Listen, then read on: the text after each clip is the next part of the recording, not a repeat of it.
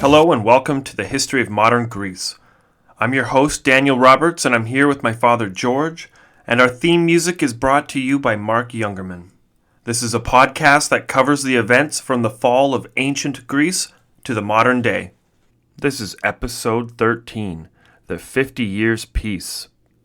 So where we last left off, the Persian War was still going strong, and the last major defeat had the Persians on the run, and the Greeks they pursued them and they chased them, and there was a final battle where they got kicked out of mainland Greece. But now the Persians still occupy a lot of Greek Ionian cities in the Aegean Sea and Anatolia, and they were pursued by the Greeks. But at a certain point, after freeing enough people, the Spartans decided, this war wasn't enough, or this war was over, and they had no reason to pursue the Persians anymore, and they wanted to return back home. And many other Greeks wanted to return home. This was, to them, the end of the war. They defeated the Persians. But according to the Athenians, the war was not over, and they had a lot of good reasons to believe this, because the last time the Persians came, they were defeated, and then they regrouped, and then they came back with a bigger and stronger army, and there was no reason to think that this wasn't going to happen again. The only thing is there were a lot of armies who wanted to go back to their city-states because they were farmers as well, and yet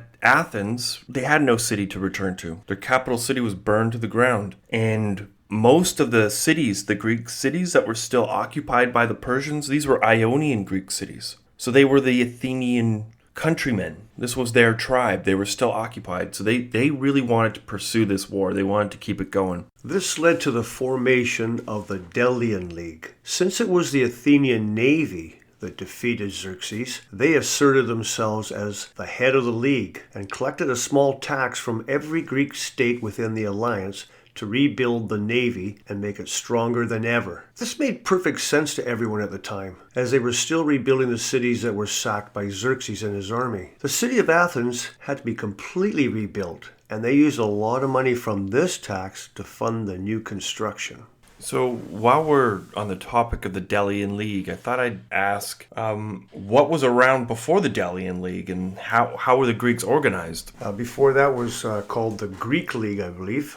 It was kind of like a loose affiliation of all the cities. They agreed to defend each other, stick up for each other, come to the rescue of each other, but each person had to pay their own way, so there was like no tax collected. But a curiosity thing about it was that if you elected to not take part, there was nothing held against it. Like you could just say, I'm not part of this deal right now, so I'm going to go home, and it was not held against you. And we understand this goes way back to the Trojan War era, so it'd been around for a long time. It was not a new thing. And one thing to note too is when the Delian League was formed, it didn't destroy the Greek League. It was just sort of an additional agreement written at the time. There was no dissolution of the Greek League.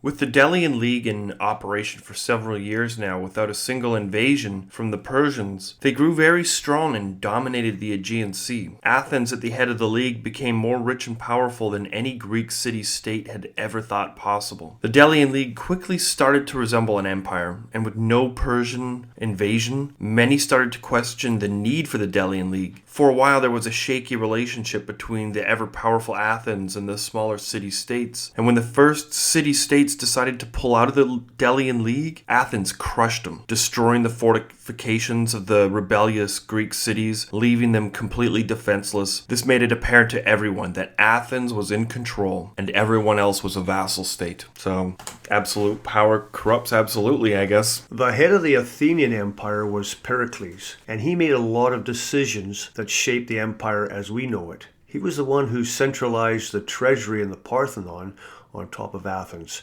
Pericles took money from the treasury and used it to build Athens with public buildings and infrastructure. This was the period where most of the Greek sculptures were commissioned. This was the Athenian Golden Age. The major sources for this period are the writings of Thucydides, who was a very reliable source, but didn't write too much about this period. He mostly focused on the Peloponnesian War and referenced this period as the lead-up to war. Then there is Plutarch, who wrote about this period with more detail and exact dates, as well as other historical sources. most of which did not survive. The only problem with Plutarch is that he wrote it hundreds of years later. So in the beginning, before the alliance against the Persians dissolved, the Athenians felt it was their duty to liberate all of the Ionian city-states still paying tribute to Xerxes. So the Greeks went on campaign up and down the coast of Anatolia, destroying every last Persian ship they could find and sending their hoplites into the land,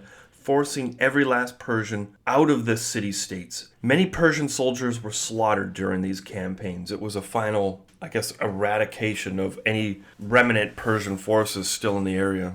Okay, now to get into some official dates here. By the year 478 BC, all of the Ionian polises were free, and this includes Byzantium. Now, the newly freed Ionian states asked the Athenians to lead an alliance to keep them free and to prevent any future invasions from Xerxes. They're always the first ones to get hit, by the way, being on the coast of Anatolia. And the Athenians, of course, accepted the responsibility. By this time, the original alliance between Sparta and Athens and the other Greek polises had dissolved, and every one of them returned home. When Sparta decided not to get involved in the Ionian states, it was after one of their leaders had been recalled for falling into corruption after experiencing the Persian indulgences left behind. When the Spartans saw how corrupted their leader Pomaeus became when he returned to Sparta, they decided to keep to their own and not get involved. Had the Spartans remained in Ionia, they probably would have been the ones asked to lead the new alliance, but with Sparta out of the equation, the only ones left was Athens. Now, I do want to talk a little bit about this Spartan general who got corrupted. He fought in the Persian wars and he was involved in the liberation of some of these early Ionian cities, but when he went up to Byzantium and participated in the liberation, he kind of got involved with a lot of the alcohol, the food, the riches, and he was known or quoted to be a real jerk to all the other Greeks. And he got full on corrupted by wealth and greed. So when he came back to Sparta, he was considered to be tainted by the riches of the Persian Empire. And they ended up arresting him and charging him, and they were so sickened by his corruption they actually executed him. And this was one of those reasons why the Spartans decided, you know what, we're not going to get involved in your foreign affairs. We're going to go back to the Peloponnese. We're going to go back to our traditional way of life, and you guys can go take care of the rest of this stuff. We're out. In 477 BCE, the Delian League was formed. That put Athens in charge, with control of the navy, and instituted a tax on all of the Delian League members to finance this navy. In the beginning, almost everyone living on the coast or on an island volunteered to join. They were terrified of the Persians and were practically begging for Athens to protect them. The Ionians and the Athenians share a common background, as they all shared a common ancestor, city, and Greek dialect. They all considered the island Delos in the middle of the sea to be a holy place, so they decided it would be the best place to hold the treasury, which would fund the Delian League. There was a ceremony when they initiated the league where the Greeks threw a large chunk of iron into the sea and swore that they would fight together until that iron floated to the top. So the taxes were levied fairly against each city-state, and this was based off their size and GDP and military capacity. They originally set out just to collect enough silver to build 400 warships and pay enough oarsmen to row them. And this was an agreed upon amount of all the Delian League members at the time. And this means that almost from its inception, the Delian League was the most rich and powerful naval force in the region. They spent their time hunting down Persians and liberating Greek cities. And eventually, they started to move out of the classical Ionian territory and started to spread east along the southern coast of Anatolia.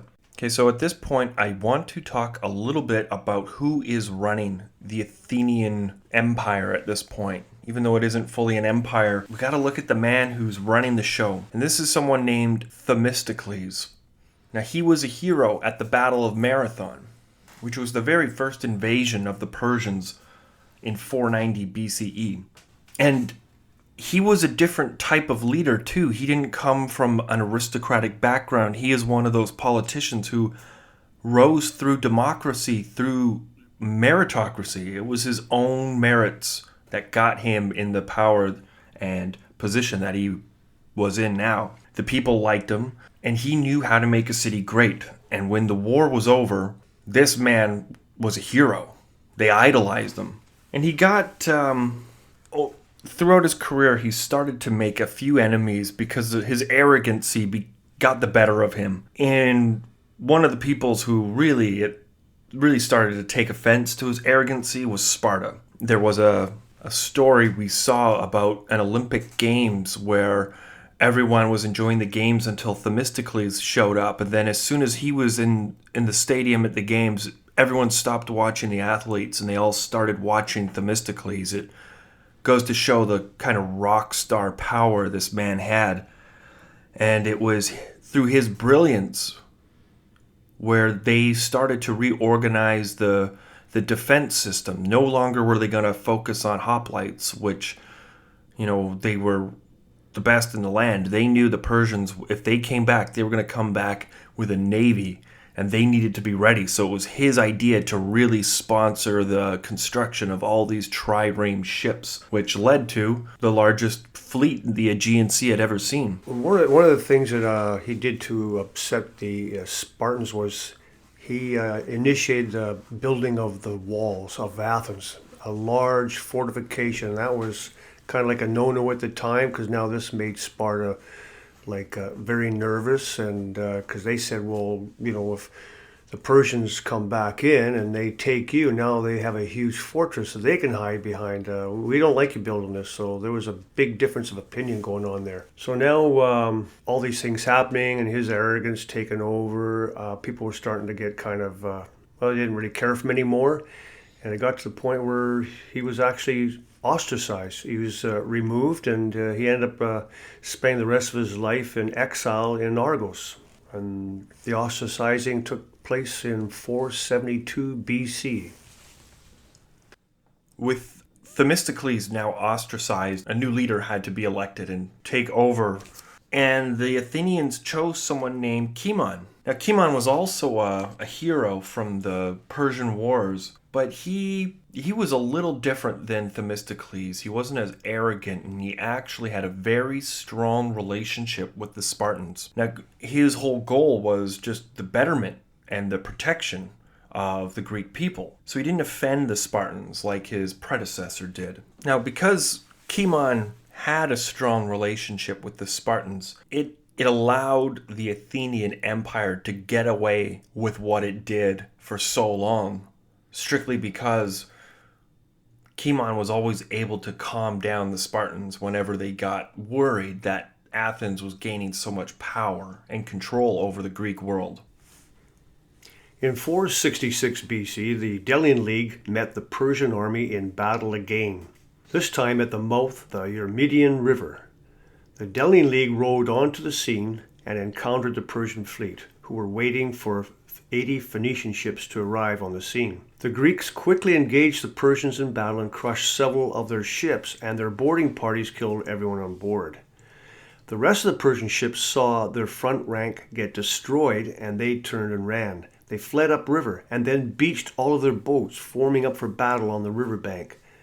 The Greek hoplites proved superior once again and crushed the Persian army, forcing the rest to retreat back to their camp. The Greeks pursued and captured the entire camp and army. Thucydides says that the battle ended here, but according to Plutarch, the Delian League set sail for the 80 Phoenician ships and destroyed them as well. The Greeks could have pressed their advantage and pursued further into Persian territory, but they didn't. This is also the moment the Greeks realize it will be a while before the Persians ever come back. In 465 BC, Athens founded a new colony on the Strymon River called Amphipolis. Now, this new colony was in direct competition for Thassos. They had an interest in the mines of Mount Pengaion, and Thassos was angered by the move by Athens and attempted to secede from the Delian League. You see, up until now, the agreement they signed in 477 BCE was purely voluntary, much like the Greek League that existed for centuries before that. And in theory, they should be able to leave whenever they want. But this is the turning point for the Delian League, where they come from a group of volunteers, and it becomes very apparent that now Athens is in control and everyone else has to kind of do what they say. To paint a picture here, Thassos is at the north end of the Aegean Sea, and their entire trade was based off of this mine. So when Athens came in and set up their own tiny little colony between Thassos and the mine, they were cutting off Thassos from their livelihood. So this was a very bold, aggressive move, and it was clear this was to seize control of assets that they technically didn't have rights to. So in 464 BCE, the Athenians sent their forces into Thassos to crush the rebellion. Now during this time, Thassos called for help from the Spartans to aid against the Athenians, but their request was denied. The Athenians tore down the walls, destroyed or confiscated all of their ships. All of their interests in the mines were seized. And this was a defining moment for the League. See, the Delian League at this point officially becomes the Athenian Empire, and everyone knew it at the time. Now, Cimon is the leader of the Delian League, and he's playing a very dangerous political game at this time. You see, tensions were starting to mount within Athens, but also with all the surrounding neighbors, specifically Sparta. Everyone now could clearly see the threat that Athens had become. And measures were taken to counter the Delian League. For sure, the Spartans were upset that they turned down the opportunity to lead the Delian League in the first place. But it was too late now. The Athenians had control, and Sparta needed to do something to counter this political behemoth that Athens was becoming in the Hellenic world. The only reason Sparta did not take action immediately was because of the good relationship that they had with Cimon. He was a faithful aristocrat who believed in the cooperation between Sparta and Athens. And he was a little more trusted to the Spartans because of his aristocratic background, as opposed to Themistocles, who was a true democrat who didn't have those aristocratic ties. So there was a little bit of trust between the leader of Athens and Sparta, but definitely not the machine of Athens and Sparta. Because technically Athens is still a democracy, which means other political parties are starting to gain traction. And there's a very specific man in Athens who is starting to become powerful and noticed by the populace. And his name is Ephialtes. And his protege is going to become a very important figure in Greek history. And his name is Pericles. And we're going to get into their story very soon. In 464 BC, an earthquake devastated Sparta, killing tens of thousands of people. Everything was made of stone, and people were crushed below rock. Unfortunately for the Spartan warriors, their barracks were also made of stone, and while they were sleeping, they were crushed. The earthquake devastated the Spartan military. Now, this is the same year as when Thassos asked for help, and they didn't get it from Sparta. Quite a coincidence. Seizing their moment, the Helots rise up and revolt against the Spartans. They had been treated terribly for centuries, used as slaves and murdered for fun, and even used for practice when teaching their children how to kill. The Helots hated the Spartans and were just waiting for the right moment to rise up. The Helots were once a noble Greek people belonging to the Messenia. This is in fact the beginning of the Third Messenian War. The Helots took a position on Mount Ithome where they knew the Spartans could not follow, and they held out defiantly in their defensive position for years. It is at this point that the king of Sparta sends a messenger to Athens requesting aid based off of the Hellenic treaty signed in 480 BC. The radical Democrats in Athens, Ephialtes and Pericles, laugh at the request sent by Sparta. Could be because Sparta is really weak now. The radical Democrats hate Sparta and everything Spartan. They look at them as regressive and repugnant. However, Cimon is a wiser and more honorable leader, and he convinces the League that they must respond to Sparta's request for help. This is a powerful moment and shows how good leadership can pull armies away from the brink of war. Cimon personally leads 4,000 Athenian hoplites into the Peloponnese to help stabilize the Spartan military situation. Unfortunately, Cimon taking all these soldiers away from the capital left a big opportunity for Ephialtes and Pericles, the leaders of the radical Democrats, to make some changes on the political stage. Even though Cimon was responding in good faith to the Spartans, they couldn't trust the 4,000 Athenian hoplites marching into their territory. They were afraid the Athenians would side with the Helots and completely annex Sparta. So they sent the Athenians packing, basically slapping Cimon in the face. This made Cimon look weak in the eyes of Athens, but it also nulled the Spartan-Athenian agreement of 480 BC. So I want to stress the point of Cimon marching his troops into the Peloponnese and how this was a good leader really trying hard to hold on to alliances and keeping the region stable. See, he survived the Persian Wars. He fought in the Persian Wars. The Spartans, they were fighting in the wars. And they just want to maintain that stability. And then all these other people who were born, either they were children during the Persian Wars or they were born after, they don't know why it's so important to hold on to stability and why Athens and Sparta need to get along. Because they don't realize how powerful this Persian Empire really is. Like, they're not even trying to invade Greece anymore. But if they did, if the Persians decided we're going to invade Greece, it would be a 1,000,000-man army. Well, yeah, we know now it wouldn't be a 1,000,000-man army, but it would be a big army. It would be bigger than anything Greece could put together. But the kids don't know that. Pericles doesn't know that. Ephialtes doesn't know that. Cimon knows that. The Spartan kings know that. And that's why it was very important for them to hold on to peace. But as time goes on and new people take control, things break down. And when things break down, well, that's going to get into our next episode. And so also Cimon got turned back by the Spartans, even though they were asked to come and help them. So you can see it's working both ways. Everybody's starting to distrust everybody. In 462 BCE, the radical Democrats passed laws that stripped the power away from the Archon office and gave it to the radical Democrats. Now, this led to a series of violent responses, including the ostracism of Cimon, as well as the assassination of Ephialtes. With Ephialtes gone, Pericles rose to power as the leader of the radical Democrats. And while the chaos in the Athenian government took place, Sparta watched and waited for an opportunity to strike. Now in 461 BCE, Pericles made alliances with Argos and Thessaly, moving them very close, like physically, into Sparta itself.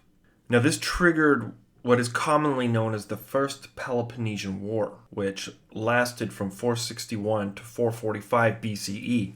So as you can see, some chaos happened in the capital city of Athens. A couple political parties got out of control. Riots happened. They murdered the leaders of both democratic parties. And Cimon, being the only man who was holding the bond between Sparta and Athens, now gone, immediately after war breaks out between Sparta and Athens.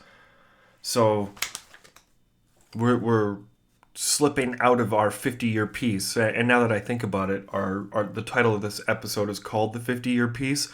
And right in the middle of this 50-year peace, a war breaks out. So not so peaceful. We've mentioned this name before, Thucydides, the guy who has written the accounts of the Peloponnesian War. Well, it's important to say when he was born. He was actually born in 460 BC. So keep that in mind. because that means he had to have written these accounts, say, 25 to 30 years after they happened, because he's just a newborn baby when this is going on. In 460 BC, the Delian League had ships landing in Egypt. It was under the rule of the Persian Empire. But this time when they landed, they were in revolt. The captains of the Delian ships thought this was the perfect opportunity to annex parts of Egypt from the Persian Empire, even though this meant splitting his army in two. At first, the Greeks took control of some territory, but very quickly the Persian Empire responded. In 458 BC, Pericles is elected to the board of generals, and because of his strategy of appealing to the lowest classes of citizens, the Thetes, oarsmen on warships, he consistently won elections for nearly 20 years straight. Pretty quick, the unity of the oarsmen became a huge political influence in Athens. Pericles really worked for the people and made sure the taxes collected from the Delian League members, they were going to pay the oarsmen a fair wage, for they had a very tough job and supported the entire Athenian Empire. Pericles commissioned the building of many public structures in order to employ the poor Athenians. Pericles also subsidized grain from Egypt to make sure everyone had food on the table. It was no surprise that Pericles was this popular and elected consistently for so many years. The Thetes were now able to serve on juries and in political offices and draw salaries for their service. This was revolutionary and equal rights in the Athenian democracy.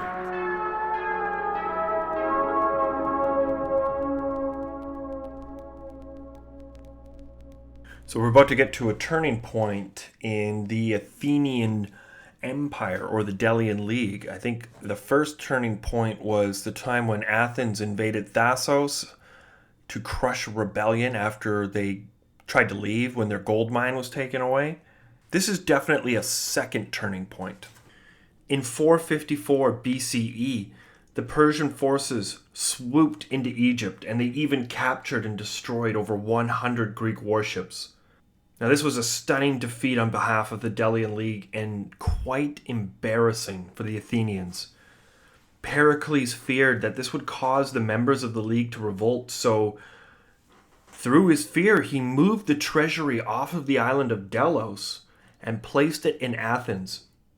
Now, this centralized and consolidated all of the power of the Delian League into the hands of Athens. And the Parthenon, which is a very famous structure from the classic period, was actually built to house all the treasures of the Delian League. Now that Pericles had the treasury in Athens, he commissioned even more public building projects just to make the city as grand of a city as any city in the known world, rivaling any of the cities in the Persian Empire. And all of these public construction projects employed citizens, guaranteeing their vote for Pericles again. So, I mean, this is just a continuation of him consolidating power. And even though, like, the other Greek cities were probably pissed off that their money was taken out of their collective bank and put into Athens, the people living in Athens at the time saw marble statues and wonderful temples. And whenever we think of ancient Greece, well, probably not us, but whenever, like, the general public thinks of ancient Greece, this is the time period they're thinking of, the golden age of Athens. Now, in 449 BCE, Pericles negotiated a peace treaty between the Delian League and the Persian Empire. And this officially ended hostilities between two old ancient enemies. This was known as the Peace of Calais. And it also meant that Persia would never, ever invade the Ionian cities again. Now, he tried to summon an assembly of all Greeks to discuss the criticism of the Delian League's need to exist, because now that there was peace between the Persians and the Greeks, what's the point in a Delian League? Considering the Delian League's mission statement is to defend against the attack of Persians. But because no one showed up outside of the Delian League, they voted to stay. So if you're going to have a vote to disassemble a group and no one outside of the group shows up, the group is probably going to stand. But there is one thing I want to note, because it says in the year 449 Pericles negotiated a peace treaty, But it didn't happen in 449. It took years for this negotiation to go through. So even though it started in 449, the actual peace was signed several years later. In 447 BC, Pericles builds the giant old era-sized walls around the city of Athens. As Athens was several miles inland, Pericles decided to build an 8-mile wall across farmland and surrounding the main port Piraeus. Now there was a secure port for Athens to constantly resupply the capital city in case the Spartans ever decide to lay siege to the city. It is obviously now to Pericles that Persia is completely out of the picture and Sparta is the main threat to their existence. In 446 BC, Pericles and the Spartan king Pleistoanax negotiated the 30 Years' Peace. This is supposed to be the Great Peace Period, but we all know it won't last long. Ha ha ha ha ha. So although this period was a lead up to a disastrous war, life for most Greeks went on, and people lived prosperous lives. Many Greek playwrights came to fame during this period, and this is where Greek tragedies became very popular. Now, the Greek plays were a part of your duty to the city, and everyone saw them. All of the free men were expected to attend these plays. Now, these performances were very important simply because at any given time there could be up to 17,000 Greeks in the theater watching these plays. And this was where political messages were made.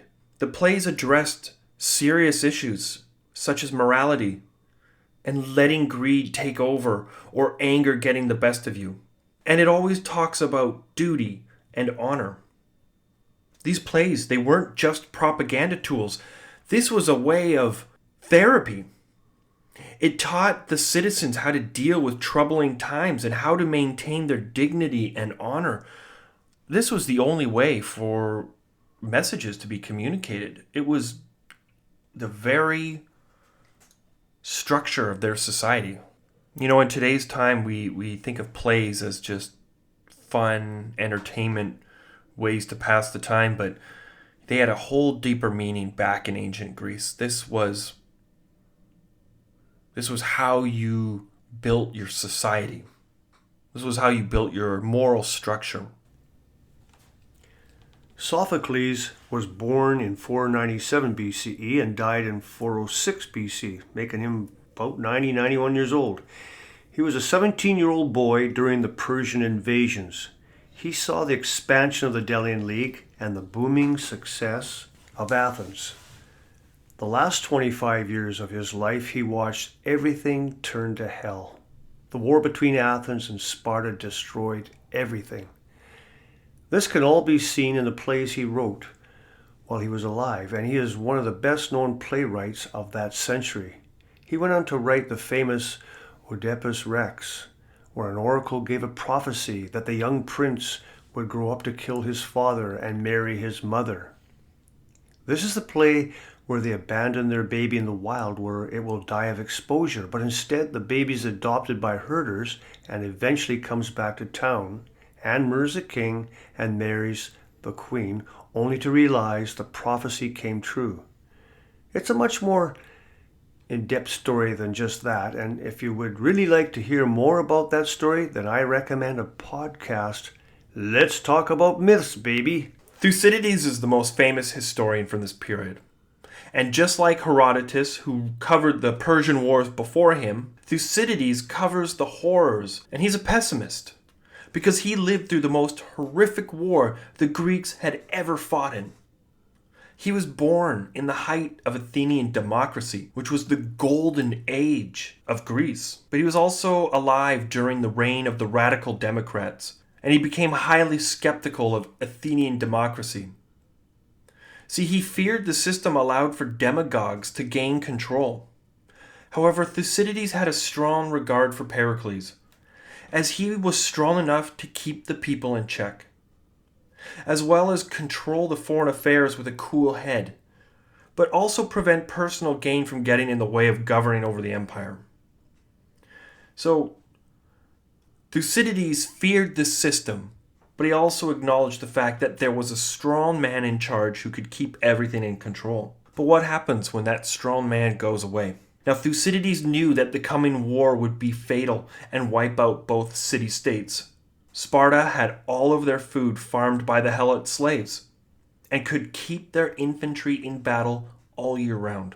The Athenians had the Long Wall, and this allowed them to remain safe in their city as well as get continuously resupplied by the Athenian League. So there's not only the fact that Sparta had the most feared infantry in the entire world, but Athens had the most powerful navy in the entire world. So all the people living in this time, most of them saw that there was a war coming. They could just see it. And only a few people were holding peace in place. It was very fragile. And there were a few people who did everything in their power to maintain this peace. But unfortunately, they couldn't hold it together forever. And when the system collapsed, the golden civilization that Athens had evolved into was about to get stripped down to the brutal, barbaric, animalistic tendencies that humans tend to have when they face great suffering.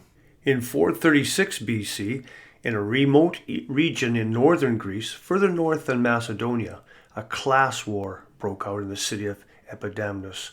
The Democrats in this Greek colony, practically in modern-day Croatia, send a messenger to their mother polis, Corcyra, for aid.